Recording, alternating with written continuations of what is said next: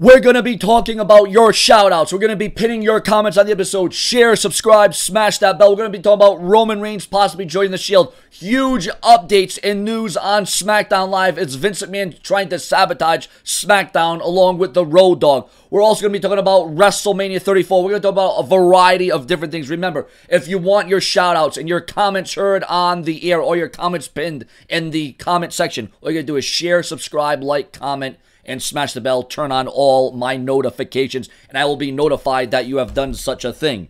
Now, ladies and gentlemen, we're going to get to your shoutouts right off the bat. Remember, we're going to touch upon SmackDown in the beginning of this episode. We're going to talk more about SmackDown in depth, more on the reports later on in the episode. But right now, I want to shout out the following who have either left a comment or smashed that bell and turned on all my notifications.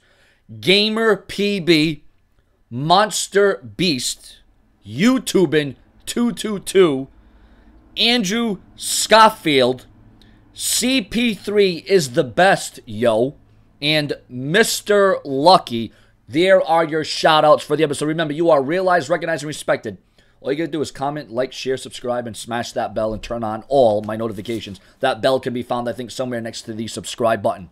Sasha Banks frustrated with WWE's creative process. No, you don't say.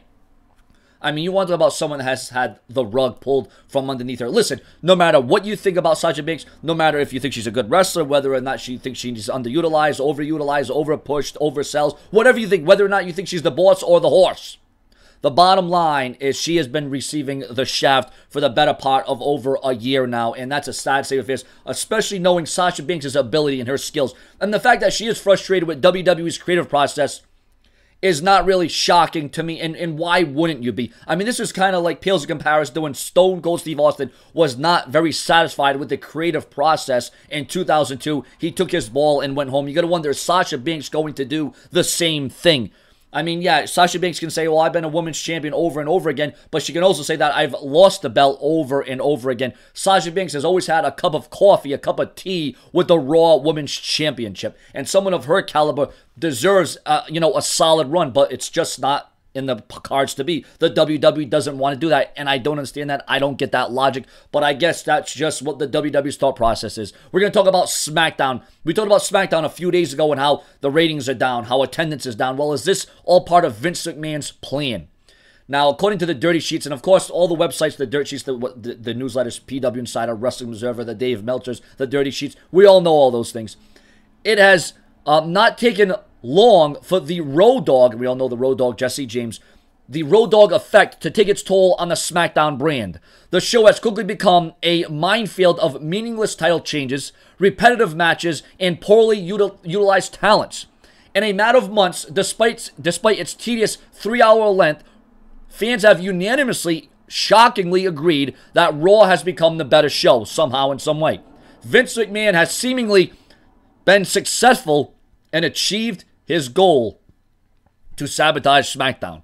Now, remember, we're going to talk about SmackDown a little bit later on in this report because there's even more backstage details being revealed and prevailed on this one. Viewers, remember, share, subscribe, and smash that bell to get your shout-outs, your comments pinned.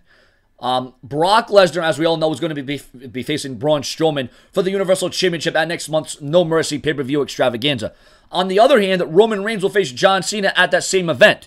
Many fans were surprised by the match becoming official because they were expecting it to happen at WrestleMania 34. However, the WWE changed their plans again, and they reportedly went back to Reigns to beat Lesnar for the Universal Championship, according to Cage Side Seats. The reason why Lesnar pinned Reigns at SummerSlam is for the big dog to return the favor at WrestleMania 34.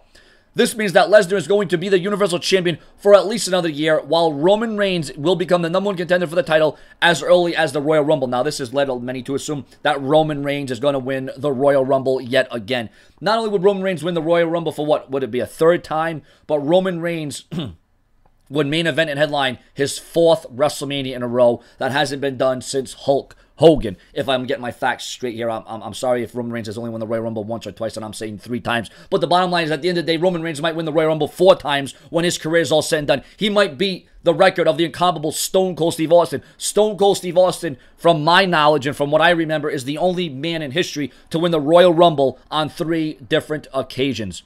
However, It should be noted that Roman Reigns versus Brock Lesnar's match at WrestleMania 34 is still just a rumor at the moment, which here on Show and View, we talk about rumors, news, headlines, updates, speculation, and gossip. And if there's any changes or developments, I will also bring it to you at that. The WWE tends to change their plans regularly, and injuries have been rampant heading into their biggest show of the year, WrestleMania. Now, plans for Roman Reigns to win the Universal title from Brock Lesnar at WrestleMania 34 could very well happen, but once again, that is only the rumor. Roman Reigns on rejoining the Shield.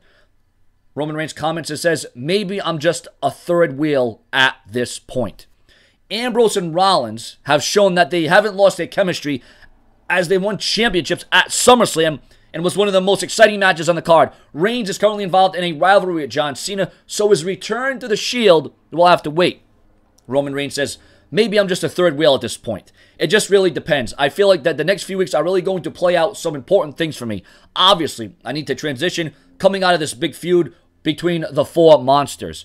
Now, according to the Wrestling Observer newsletter, we're going to touch more upon SmackDown Live right here and right now. Remember, I want your comments and your opinions on each one of these topics, on each one of these subjects.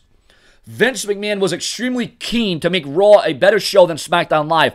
However, despite adding Goldberg and The Undertaker to the Raw brand during WrestleMania season, fans at that time still preferred SmackDown as the better show. This resulted in Vince McMahon changing his strategy. Instead of focusing on making Raw better, Vince ordered Triple H and Stephanie to make SmackDown significantly worse. Wrestling Observer newsletter, as courtesy of the Dirty Sheets, claims that Triple H was stumped by Vince's confusing strategy and felt like his back was up against the wall. Even Stephanie McMahon alleged that Triple H allegedly told Triple H, your butt better call somebody. Sources say that it was at that very moment Triple H remembered his days traveling with DX, namely Road Dogg Brian James. And this has resulted in a huge downturn, a huge cluster of a mess on SmackDown Live. I mean, you look at attendance, you look at ratings, you look at numbers. I mean, I can't believe that they want to sabotage SmackDown, a show that The Rock made famous, a show that The Rock put an explanation point on. And, you know, SmackDown has had its flow of ups and downs, its share of good and bad, just like Monday Night Raw. But some would say overall SmackDown has been the more consistent, stronger, better show over the last several years. And for that, I'd have to say that I agree wholeheartedly. But now SmackDown with, you know, injuries and this brand warfare and the roster splits and superstars John Cena leaving and, you know, Daniel Bryan not showing up every week. And, you know, it's to see where SmackDown was at one point and to see where SmackDown is now. For us to even be talking about SmackDown in this light sickens me and it's disgusting. But at least we can say we can sit through a 3-hour Monday Night Raw now a little bit better than we could say that a year or two ago. So ladies and gentlemen, your comments and your opinions on SmackDown being sabotaged, Roman Reigns on joining the Shield again, Sasha Banks talking about how she does not like the current WWE creative process and the plans, and is that really a shock to anybody here? And ladies and gentlemen, not only that, but we want to also hear on the longer extended version of my view and opinion of rumors, news, and headlines in WWE. I want to also not only give you shout outs and talk about your comments on the air, I also want to bring up your questions. So submit your questions right now for the Brash Show and Entertainment, where I keep it prolific, consistent, and dedicated. More to come. Stay tuned for the Brash one.